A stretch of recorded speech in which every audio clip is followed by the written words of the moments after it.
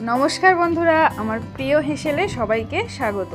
आज के आबार एक नतून रेसिपि निये चले एसेछि जेटी हलो चिचिंगा आलू पोस्त और चिंगड़ी दिए एक तरकारी।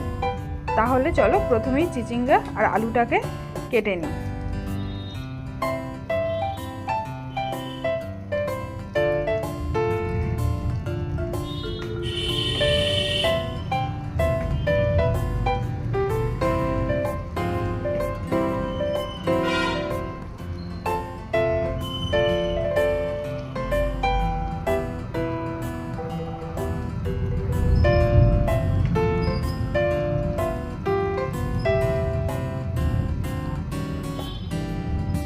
देखते ही पेले ठीक এইভাবে আমি চিচিঙ্গা আলুটাকে কেটে নিয়েছিলাম।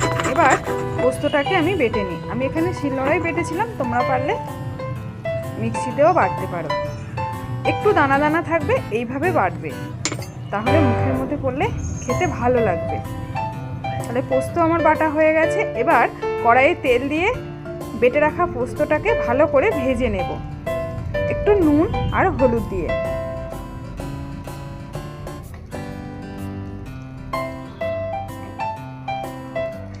ঠিক এইভাবে ভেজে নিতে হবে, এইরকম দেখতে হবে।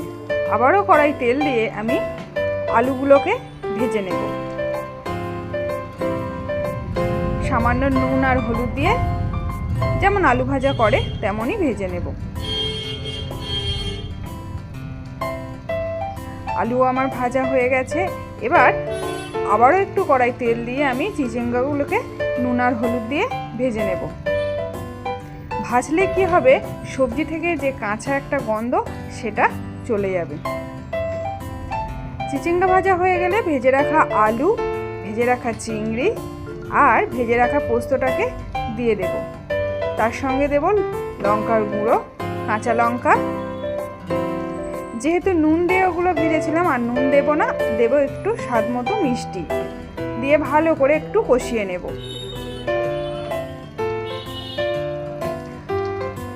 মশলাগুলোর সাথে ভালো করে কষানো হয়ে গেলে পরিমাণ মতো জল দিয়ে দেব।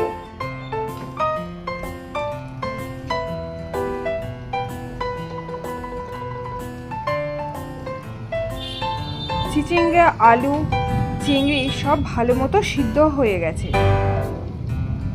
একটু তরকারিটা শুকনো শুকনো মতো দেখতে হবে। ব্যাস রেডি আমাদের চিচিঙ্গা আলু পোস্ত আর চিংড়ি দিয়ে তরকারি। তাহলে তোমরা লাইক শেয়ার কমেন্ট করতে আর সাবস্ক্রাইব করতে কিন্তু কেউ ভুলো না।